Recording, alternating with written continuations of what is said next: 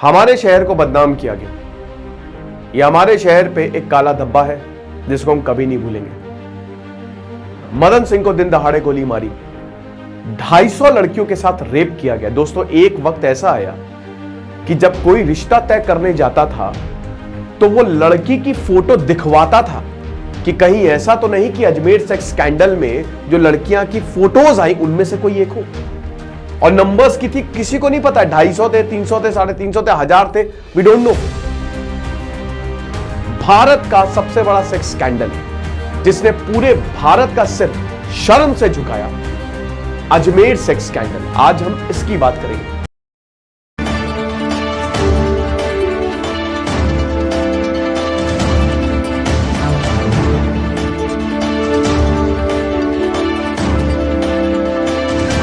आशा करता हूं आप सब बहुत अच्छे होंगे। मेरा नाम है सिद्धांत अग्निहोत्री। क्राइम वर्ल्ड पे आपका बहुत बहुत स्वागत है। देखो यार, चैनल को आपको सब्सक्राइब करना है, ठीक है?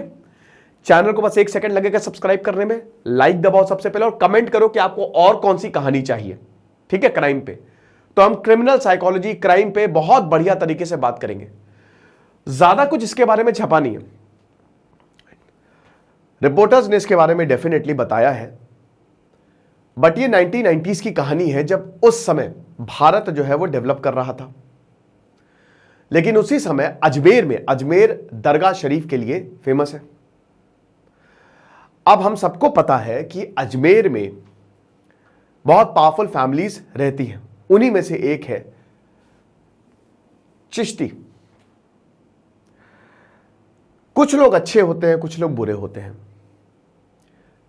इस पूरे प्रकरण को आप धर्म के तराजू में ना तोलें। क्यों ना तोलें? क्योंकि देखिए क्या होता है कि जो यहां पे कोई मजहब की बात नहीं है, जो बुरा है वो सबके लिए बुरा है। एक चीज आपको याद रखनी है, वो खराब करेगा तो सबको खराब, सबके लिए खराब करेगा। कोई हिंदू कोई मुस्लिम नहीं है उसके लिए। इनफैक्ट बहुत सारे मुस्लिम बोलते हैं कि ये इसने जो किया ये बिल्कुल ये गलत है। तो कहानी शुरू होती है दोस्तों 1990 में, 1990 में। क्या कहानी थी? कहानी ये है, सोफिया स्कूल जो कि बड़ा फेमस स्कूल है अजमेर में, बहुत ही बड़ा, बड़े बड़े रसूखदार लोग जो हैं वहाँ पे अपने बच्चों को पढ़ाते हैं। बेसिकली वो गर्ल्स है, ठीक है? और वहाँ पे मेरी लड़कियाँ ही पढ़ती हैं। और लेकिन काफ़ी हाई फाई स्कूल है वो, ठीक है? बहुत बड़ा स्कूल। कहते हैं ना कि एक शहर में सबसे बड़ा स्कूल, वो उनमें से स्कूल आता है, सोफिया पब्लिक स्कूल। तो वहाँ पे एक 8th क्लास की, 8वीं क्लास की बच्ची मिलती है फारूक चिश्ती से। फारूक चिश्ती कौन? यूथ कांग्रेस का, अजमेर यूथ कांग्रेस का प्रेसिडेंट। दो और लोग, नफीस चिश्ती और अनवर चिश्ती। नफीस चिश्ती वाइस प्रेसिडेंट और अनवर चिश्ती सेक्रेटरी। तो ये तीनों एक ही परिवार से आते थे, राइट? अब ऐसा बोला जाता है कि इनके परिवार का दबदबा बहुत समय से था। इनफैक्ट जो प्रेसिडेंटशिप, जो अध्यक्षता थी, वो भी डर के मारे ही दी गई थी, क्योंकि फैमिली का बैकग्राउंड बहुत अच्छा नहीं रहा है। यह हिसाब किताब था। तो अब हुआ क्या कि इस लड़की से दोस्ती की जाती है। फारूक चिश्ती जो है इससे दोस्ती बढ़ाता है। दोस्ती हो गई, बहुत अच्छी बात है। अब फारूक चिश्ती भाई, जब एक लड़की कंफर्ट जोन में आ जाती है, और आपको बता दो कि ये 8th क्लास में 14-15 साल की लड़की, जो विक्टिम्स थे वो 11 से 20 साल के उनकी उम्र थी, ठीक है? तो वही 12-13 साल की लड़की और फारूक चिश्ती 23-24 साल का, अच्छा खासा बड़ा। तो आप समझ ही सकते हो कि दिमाग डेवलप होता नहीं है, वल्नरेबल होता है। ये उसको बहला फुसला के ले गया और फिर इसने सेक्स के लिए अप्रोच किया फारूक चिश्ती ने उस लड़की को। लड़की मान गई, क्योंकि लड़की को प्यार भी होने लगा था भाई। लड़की को लगे ठीक है, बढ़िया है। उसके बाद फारूक चिश्ती ने संबंध बनाया लड़की के साथ, भरोसे में लिया।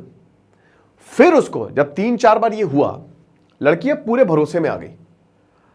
उसके बाद ये लड़की को ले गया अपने फार्म हाउस पे, और वहां पे हम ये देखते हैं कि बकायदा रेप किया गया लड़की के साथ, और उसकी फोटोज जो है वो क्लिक की गई। और भी कुछ लोग थे, और ये बोला गया कि अगर तुमने कुछ भी बोला तो तुम्हारी फोटो लीक कर देंगे। लड़की डर गई, क्या करे? तो अब लड़की क्या करेगी? तो लड़की को यह बोला गया कि अगर तुम चाहती हो कि हम तुम्हारी फोटोज लीक ना करें तो और लड़की को लेके आओ। अब ये लड़की स्कूल गई, वो एक और लड़की को लेके आई, और सेम चीज उस दूसरी लड़की के साथ भी की। पहले उनका रेप, और उसके बाद उसको भी डराया धमकाया, फोटोज क्लिक करके कि अगर तुम चुप नहीं रही तो हम फोटो लीक कर देंगे, बदनामी होगी, तुमको पता ही है। अब इससे बचने के लिए तुम तीसरी लड़की के लेके आओ, तो ये चेन स्टार्ट होगी, एक चेन स्टार्ट होगी दोस्तों अर्ली 1990s में, 1990 1991 में। और ये कहां रुकी दोस्तों, ये आज तक किसी को नहीं मालूम कि आखिरकार वेयर इट स्टॉप्ड। 250 लड़कियां थी, 350 लड़कियां थी, 400 लड़कियां थी, नहीं पता।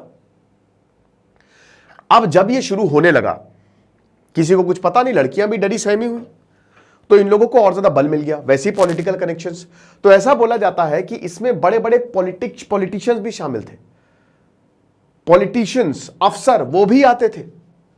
और ये एक सर्विस टाइप की शुरू हो गई थी कि हम आपको लड़की देंगे, और लड़कियां बेचारी बेबस, वो कुछ कर नहीं सकती क्योंकि उनको डराया धमकाया गया है। लड़की को लेके जाते, वहां पे गलत काम करते और उसके बाद बोलते कि दूसरी लड़की को लेके आओ। तो ये चेन जो है स्टार्ट हुई, ये बड़ी डेंजरस साबित हुई। अब हुआ क्या कि उस समय नेगेटिव्स चलते थे। आपको पता है ना कि आज तो फोटो है, कैमरा वो वाले चलते नहीं, लेकिन पहले आपको कैमरा में रील आती थी, रील डालते थे, फिर नेगेटिव्स होते थे और उसको फिर फोटो में कन्वर्ट किया जाता था, है ना। पूरा एक रेड र्यूम टाइप का होता था, पानी में भिगो के, आपको याद ही, मतलब अगर नहीं तो देख लीजिएगा वो। तो ये जो नेगेटिव्स थे ये बहुत जगह सर्कुलेट होने लगे, ठीक है। फोटोग्राफर के पास जाते थे। अब फोटोग्राफर जो है वो कुछ फोटो देके वो अपने पास रख लेता था। ऐसा बोला जाता कि फारूक चिश्ती का जो रसोइया था पुरुषोत्तम, उसने भी सेक्स किया, यानी कि ऊपर से लेकर नीचे तक हर किसी ने इन लड़कियों का यूज किया, हर किसी ने इन लड़कियों का शोषण किया, एवरीवन। अब क्योंकि दूध वाला हो गया, ग्रोसरी वाला हो गया, अखबार वाला हो गया, जिनके भी पास फोटो जाती अपने अपने लेवल पे वो ब्लैकमेल करता था। कुछ लोग पैसे डिमांड करते थे कि पैसे लाओ वरना ये फोटो लीक कर देंगे। बाद में भी दोस्तों ये हुआ, आज 30 साल हो गए दोस्तों, लेकिन अभी भी इंसाफ के लिए मतलब स्ट्रगल चालू है, जारी है, ये चीज है। तो अब ये होता रहा, एक्सप्लॉइट होती रही लड़कियां।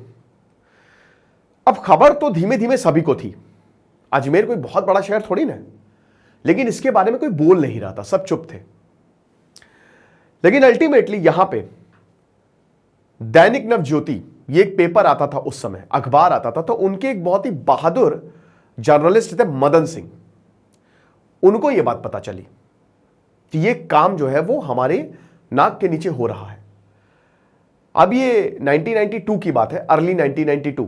सबसे बड़ी बात यह थी कि जब उनको यह पता चला, क्योंकि उनके पास भी फोटोज आई, भाई वो तो जर्नलिस्ट है, तो जब उनको यह पता चला कि ऊपर से लेकर नीचे तक जिसको जो मिल रहा है अपने लेवल पे, एक सब्जी वाला अपने लेवल पे उसको शोषण कर रहा है, लड़कियों को कांटेक्ट करके बोल रहा है कि तुम अगर नहीं आओगी तो हम देख लो, हमारे पास फोटो है, हम लीक कर देंगे। प्रॉब्लम बहुत ज्यादा बढ़ती गई। तो अब उसके बाद यह हुआ कि अब इसको बाहर आना चाहिए। इसी दौरान दोस्तों 6 लड़कियों ने सुसाइड कर लिया, 6 लड़कियों ने आत्महत्या कर ली, यह चीज है। अब लड़कियां भी अपने पेरेंट्स से कैसे बताएं, और जिन पेरेंट्स को पता लगता, इसमें प्रॉब्लम ये हुई ना कि देखिए इंसाफ जो है आपको सबूतों पे मिलेगा और इंसाफ गवाही पे मिलेगा, लेकिन पेरेंट्स ने अपने हाथ खींच लिए, क्योंकि जो भी पेरेंट्स थे वो क्योंकि इसमें लड़कियों की बदनामी होगी ना, बहुत ज्यादा बदनामी होगी, फोटोज हर किसी के पास है, आप क्या कर सकते हो, ये हिसाब किताब। मदन सिंह ने बोला कि बस बहुत हो गया, चलो कोई नहीं बोल रहा लेकिन हम बोलेंगे, दैट्स इट। तो उन्होंने अपने अखबार नवज्योति में तस्वीरें छाप दी, जो मैंने आपको तस्वीरें दिखाई है, पूरा तस्वीरें ब्लर करके, जो न्यूड तस्वीरें ब्लर करके छाप दी, और जो कल्प्रिट्स है वो एज इट इज छाप दी, फारूक चिश्ती, नफीस चिश्ती, सबकी तस्वीर एज इट इज छाप दी। और जैसे ही अखबार में मई 1992 में जैसे ही ये तस्वीरें छपी, हल्ला हो गया। एक पूरी इन्होंने सीरीज निकाली, एपिसोड 71, 72, 73 अखबार में, क्योंकि उस समय टीवी का इतना प्रचलन नहीं था और किसी की हिम्मत भी नहीं थी ये तस्वीर छापने, तो उन्होंने पूरी छाप दी। और जैसे ही ये सामने आई खबर, हो हल्ला हो गया, दिमाग खराब। अब देखिए क्या हो रहा था ना कि ये बहुत हाई प्रोफाइल केस था, और इसमें बड़ी बात ये थी कि ये देखिए सामने इसलिए भी नहीं, पुलिस इसमें इसलिए भी ज्यादा एक्टिव नहीं थी, और पॉलिटिशियंस, क्योंकि एक तो बड़े बड़े लोगों का हाथ, हमने बताया कि इसमें पॉलिटिशियन भी इन्वॉल्व थे, इसमें काफी लोग इन्वॉल्व थे, ठीक है। दूसरा, ये हिंदू मुस्लिम का कहीं एंगल ना हो जाए, क्योंकि ज्यादातर जो लड़कियां थी वो हिंदू थी और जो लड़के थे वो मुस्लिम थे। अब मैंने बताया मजहब से आप इसको अलग रख के देखें, दिक्कतें बहुत ज्यादा थी, लेकिन अगेन ये हिंदू मुस्लिम का कहीं केस बहुत बड़ा ना हो जाए, एक ये भी बहुत बड़ी दिक्कत थी, ठीक है। और तीसरा, फैमिली का काफी दबदबा था, बहुत ज्यादा दबदबा था, ठीक है, उस एरिया में। तो वैसे भी इनके खिलाफ बोलने की कोई हिम्मत नहीं, क्योंकि पॉलिटिकल कनेक्शन। चौथा, फैमिली भी बहुत ज्यादा इस पे सपोर्टिव नहीं थी। फैमिलीज ने भी, मैंने पता ना, अपने हाथ खींच लिए थे कि हम अपनी लड़के की बदनामी नहीं सहेंगे। बट यहां पे रिपोर्टर ने, मदन सिंह ने, यह काम कर दिया। अब मदन सिंह ने तो काम कर दिया, लेकिन जो 77वां एपिसोड छापने वाले थे वो 76 एपिसोड तक छाप चुके थे, लेकिन 77 एपिसोड जो आने वाला था, मई से इन्होंने शुरू किया था, 3 महीने सितंबर, और इधर पुलिस इन्वेस्टिगेशन भी कर रही है। तो जो 77वां एपिसोड था उसमें मदन सिंह ने यह बोला था कि अब मैं असली जो जिन्होंने क्राइम किया है और जो इसमें शामिल है, बड़े बड़े लोगों के मैं नाम के खुलासा करूंगा। ठीक है। अब उसी दिन क्या हुआ, जिस दिन 77वां एपिसोड आने वाला था उससे एक दिन पहले मदन सिंह अपनी स्कूटर से जा रहे थे और यहां पे दिन दहाड़े एक वैन उनका पीछा कर रही थी और उनको गोली मार दी। बच गए किसी तरीके से, हॉस्पिटल में एडमिट हुए। 11 सितंबर, 4 सितंबर की घटना, एक हफ्ते बाद 11 सितंबर को हॉस्पिटल में घुस के गोली मार दी और 14 सितंबर को हम ये देखते कि मदन सिंह की मौत हो गई। 14 सितंबर मदन सिंह डाइड। एक महान जर्नलिस्ट, बहादुर जर्नलिस्ट की मौत हो गई। अब और हड़कंप मच गया। अब इसमें काफी लोगों का नाम आया, उनकी हम अभी बात करेंगे, पहले केस की बात करते हैं। ठीक है। तो अभी उसके बाद क्या हुआ कि फिर ये केस चला, तगड़े तरीके से चला, और उस समय 30 लड़कियां सामने आई। 30 लड़कियों ने बोला कि हम, क्योंकि ज्यादातर जो भाई 250 में से 30 सामने आई, ज्यादातर विड्रॉ कर लिए थे, लेकिन यही है ना कि फिर उनको भी धमकियां मिलने लगी, उन लड़कियों को भी लगातार धमकियां मिलने लगी, उनका जीना हराम हो गया, बदनामी होने लगी। तो इसमें से 28 पीछे हट गई कि मैं इससे विड्रॉ कर रही हूं, लेकिन 2 लड़कियां जो है वो लगातार डटी रही, बस मैं तो गवाही दूंगी चाहे जो भी हो जाए, और इन्हीं 2 लड़कियों की गवाही पे उनको सजा हुई। अब 1993 से पूरा केस चला और 1998 में सेशंस कोर्ट ने 18 अक्यूज्ड थे, टोटल 18 अक्यूज थे, सेशंस कोर्ट ने सजा दी, उम्र कैद की सजा सुनाई, यहां पे लाइफ इंप्रिजनमेंट। ठीक है।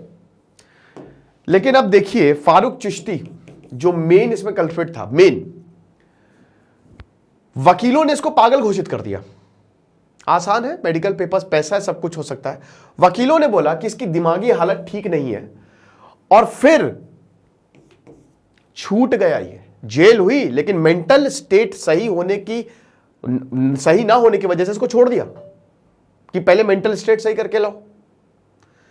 कुछ लोगों को 2-2 साल में बेल हो गई, 2-2 महीने में बेल हो गई, जैसे ही बेल हुई भाग गई है, दिखे ही नहीं। बहुत लोग अमेरिका चले गए, कुछ लोग बांग्लादेश भाग गए। तो आज भी प्रॉपर इंसाफ मिला नहीं।